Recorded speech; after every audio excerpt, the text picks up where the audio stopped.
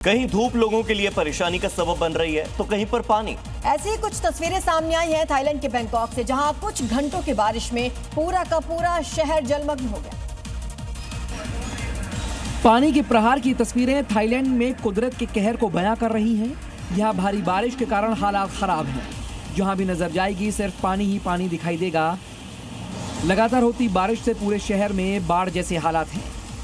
गाड़ियों के टायर आधे से ज्यादा डूब गए हैं और जो गाड़ियां सड़कों पर फर्राटे भर रही थी बारिश के जाम में जम गई।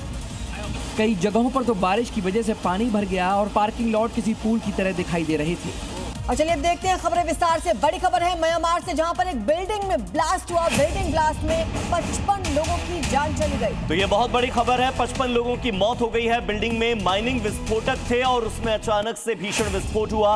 आसपास की जो बिल्डिंग्स हैं वो भी क्षतिग्रस्त हो गई हैं। मौके पर फायर ब्रिगेड रेस्क्यू टीम मौजूद है। तस्वीरें आप देखिए, एक के बाद एक कैसे ये विस्फोट होता है। पूरी की पूरी बिल्डिंग में ये ब्लास्ट हुआ, जिसकी वजह से कई लोगों ने अपनी जान गंवा दी।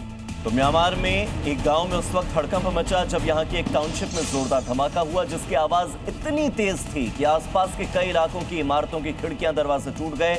हादसे में 55 लोगों की मौत हो गई। तस्वीरें म्यांमार के नानखाम टाउनशिप के गांव की हैं, जहां ये इलाका एक जोरदार धमाके से गूंज उठा। धमाके की आवाज इतनी तेज थी कि जिसे कई किलोमीटर दूर तक सुना गया। बताया जा रहा है कि इस धमाके में 50 से ज्यादा लोगों की जान चली गई।